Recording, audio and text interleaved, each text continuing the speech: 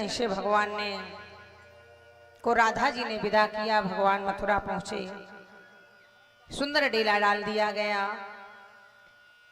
शाम के वक्त भगवान ने कहा, बलदाऊ भैया, हमने तुम्हें त्रेता युग में जनकपुर दिखाया था, अब ये द्वापर है, आपकी बारी है कि आप हमें मथुरा दिखाओ। तब बलदाऊ भैया नंद बाबा के पास पहुंचे। बाबा, अगर आपकी आज्ञा हो तो हम सब ग्वाल वाले मथुरा देखावें। नंद बाबा ने कहा, ठीक है, पर दाऊ थोड़ा कान्हा बड़ा नटखट है, जरा इसका ध्यान रखना। दाऊ भैया ने कहा, चिंता नहीं करें, मैं साथ में। जैसे ही डेरे से निकले, अब जितने भी ग्वाल वाल थे महाराज, आज यहाँ जितने भी ग्वाल वाल थे सब केवल हाफ हाफ चड्ढा नेकर पहने थे। मथुरा के सजे धजे लोगों को देखा,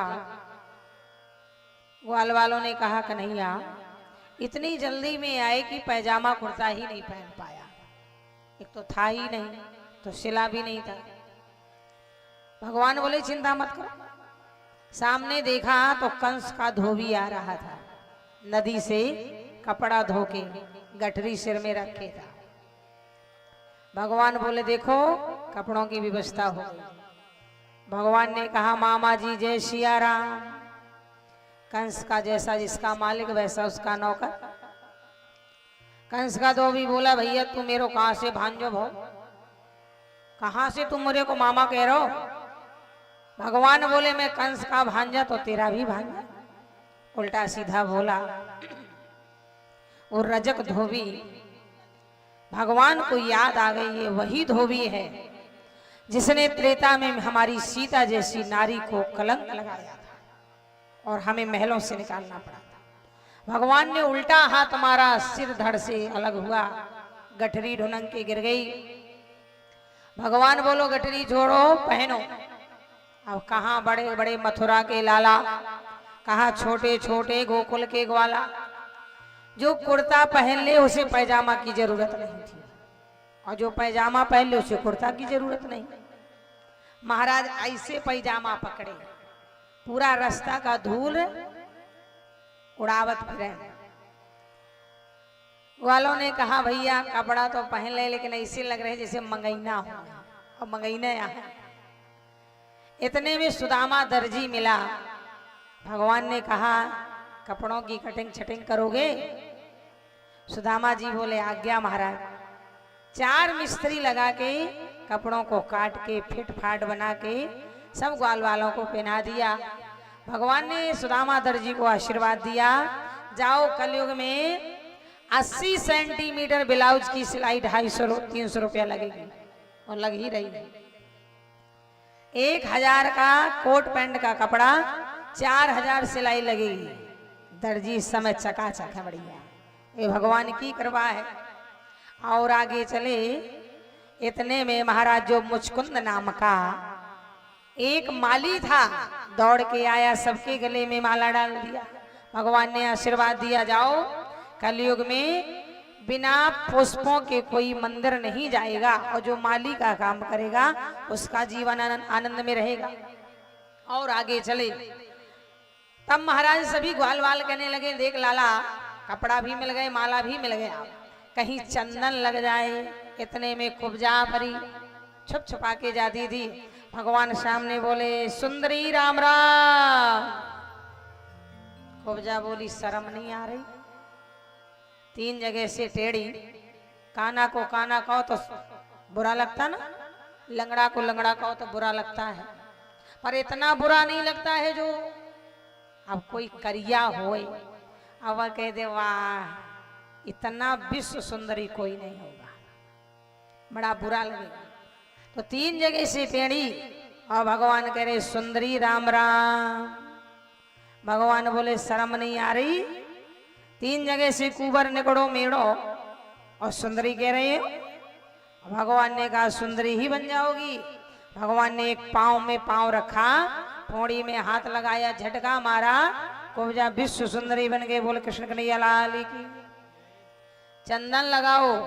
कुब्जा ने सबको चंदन लगाया, भगवान को चंदन लगाया। भगवान से बोले महाराज मेहमानी हो जाए।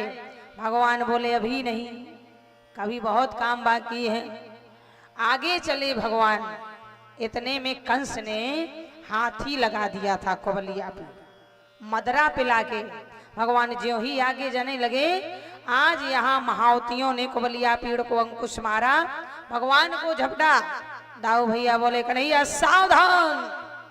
और दाऊ भैया ने हाथी का पूंछ पकड़ा, चारों दिशाओं में घुमाया, जमीन में पड़ गया। गोविंदाय नमो नमः। एक एक खीसा उखाड़ा, भगवान कन्हैया और बलदाऊ ने कंधे में रखा, चल दिया। यहाँ महफिल सजी हुई है, कंस उच्च सिंहासन में बैठा है। यहाँ महाराज ज्यों ही भगवान पहुंचे, ये तो अपनी अपनी भावना है, जाकी रही भावना जैसी, प्रभुरत देखई तिन तैसी। आज यहाँ महाराज जैसे ही जो भगवान के हरिभक्त हैं, उन्हें भगवान छोटे छोटे दिखाई दे रहे हैं। जो साधु महात्मा हैं, उन्हें नारायण दिखाई दे रहा है। जो दुष्ट पापी कपटी लोभी लालची, उन्हें भगवान योद्धा दिखाई दे रहे हैं। दाऊ भैया ने इशारा किया, कन्हैया तू मामा को संभाल, हम मामा के चेलों को संभाल रहे। आज यहाँ मल्ल युद्ध में भगवान महाराज दाऊ भैया उतर पड़े। सल तोसल चारोण मुष्टक से दाऊ भैया ने मल्ल युद्ध किया, और जिसे एक मुक्का मार दे वो धराशायी हो जाए। भगवान कन्हैया पहुंचे, कंस चिल्ला पड़ा, मारो पकड़ो। भगवान बोले अच्छा, काल तेरे सिर में बैठा है, फिर भी मारो पकड़ो चिल्ला रहा। भगवान ने एक छलांग लगाई। जो महाराज 7 हाथ के ऊपर सिंहासन में बैठा था, भगवान ने केस पकड़ा, मामा यही केस पकड़ के तूने मेरी मैया को जमीन में पटका था। इसकी हाथ की मेहंदी नहीं छूटी थी, पांव का माहुर नहीं छूटा था। नई नवेली दुल्हन का जहां ससुराल में गृह प्रवेश होना चाहिए था, आज तक तूने मेरी मां और पिता को बंदी गृह में कैद रखा है। काश कसूर ये था कि 8वें गर्भ से तेरा मारने वाला पैदा होगा, तूने उसे नहीं रोक पाया। भगवान को क्रोध आया, केस पकड़ के जमीन में पड़ गया।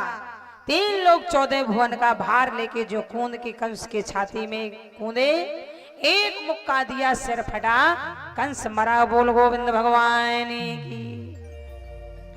जितने भी वहां राजा थे सब दौड़ लगा के भाग गए महाराज, कोई नहीं बचा।